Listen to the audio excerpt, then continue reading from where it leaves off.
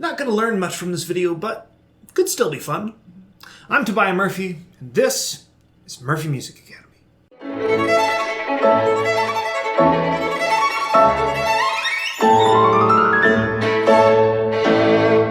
Happy New Year and Merry Christmas and all that good stuff. Hope everyone has had a wonderful holidays. I just spent the past few weeks just basically not touching my violin and spending time with family and playing with an 8-month-old baby. Not mine, but he still requires a lot of attention, so I'm finally just getting back into both teaching and practicing and, of course, making new videos. And so, even though the only thing I got for Christmas was this awesome new case, literally this, I just told the family, please just pile your money here. This is what I want. Don't need anything else. So I took advantage of Char Music's 20% off holiday sale with free 2-day shipping and got myself a bunch of old school pedagogy books as well as a bunch of music, and I thought I'd show you what I got because a lot of this will probably end up in some future videos. So let's start with the simplest things, just some of the music I bought. So some of this, actually funny thing, I lived in Cleveland for 4 years, and nothing bad ever happened while I was there. 4 years ago, right before I moved up to Michigan, I went to Cleveland for one day and got my car stolen. Actually, it was my mom's car because my sister had damaged my car, and so I had to take my mom's while mine was supposedly getting fixed back in Missouri. And all of the music that I'd been collecting since I was 13 years old was in that car. And so ever since then, I haven't really bothered trying to rebuild that music library, but I decided I wanted to start doing that now. So the pieces of music that I have decided to start replacing were the Bach A minor Violin Concerto, which I got in the URTEXT edition. I learned this when it was in the Suzuki books, but I always like to get the Barenreiter URTEXT of things, especially things that are classical or before, if I can help it. So now I've got this because I am teaching this to somebody at the moment, and I wanted to make sure that whenever we talk about bowings, I have access to exactly what he wrote. Now, of course, Bach didn't write any fingerings into his music and also didn't write really many dynamics either, but the bowings that he wrote, which could give us an idea towards what he was thinking in terms of phrasing, which then someone like Ivan Galamian will come along and try to make the bowing a little bit more natural for the violinist while still respecting Bach's wishes. So sometimes if you have the money, it's a good idea to have a Barenreiter edition of a part and then perhaps an edited part by a professional violinist. Continuing on this mode is Mozart's 4th Violin Concerto,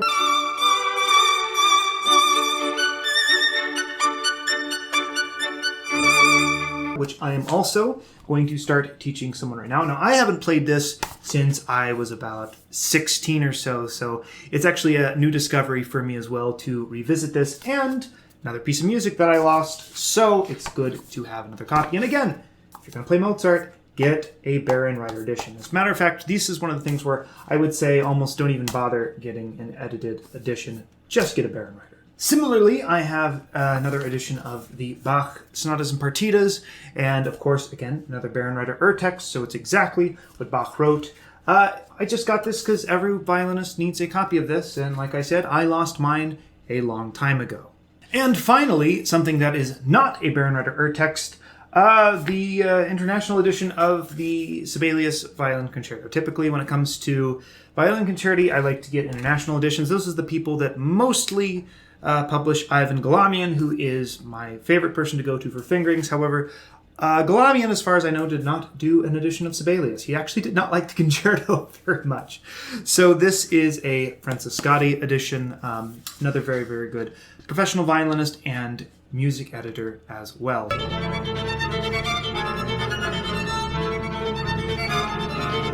So I just got this because it's one of my favorite concertos. I have played it before many times, and I just wanted it.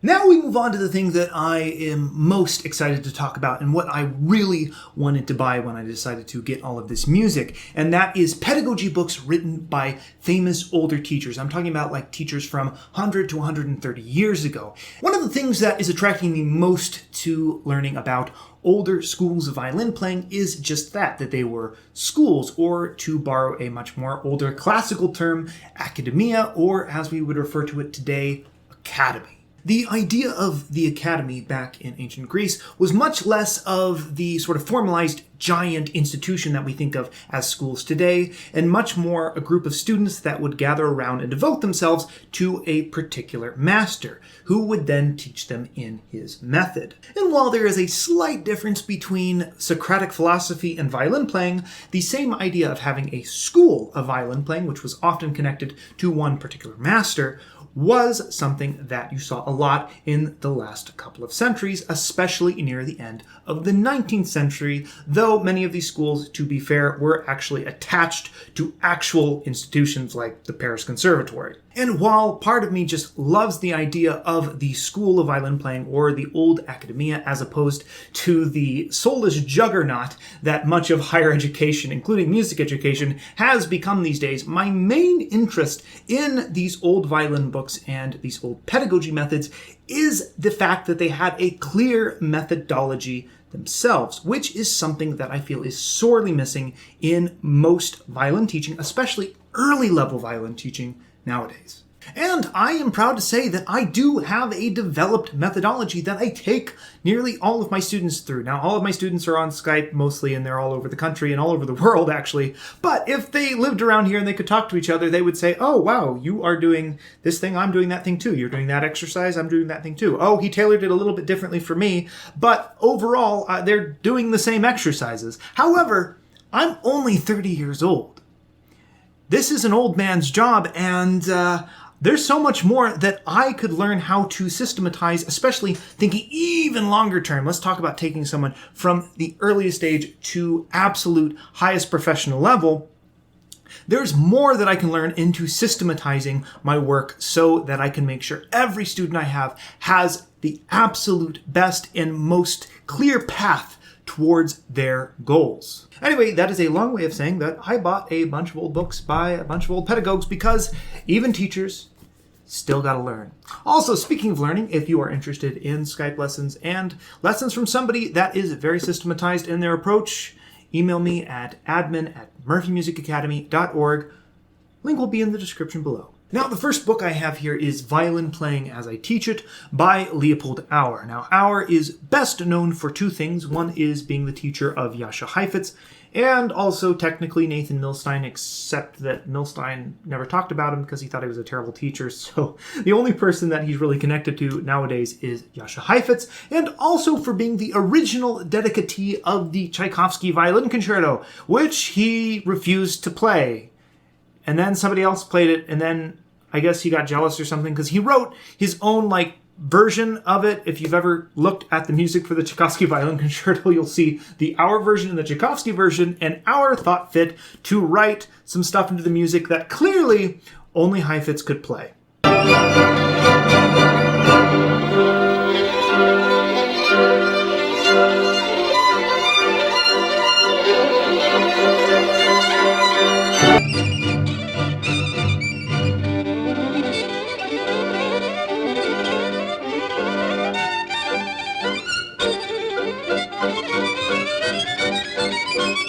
Now, of all of the people whose books I purchased, Auer is probably the least systematic, or at least the person who did the littlest of writing his method down. As far as I know, this is the only major book he wrote. Now, I do have something very interesting here, which is his graded course on violin playing. This is probably the closest I can get to finding out what his actual method was, along with the method written by his teaching assistant, Maia. Now, this is something I was interested in because somebody asked me what I thought of her method, and I had never heard of her before, but apparently she tells people to hold the violin in the exact opposite way I tell people to. So I don't plan on changing my mind on that front, but I wanted to hear what she had to say and her reasoning for it.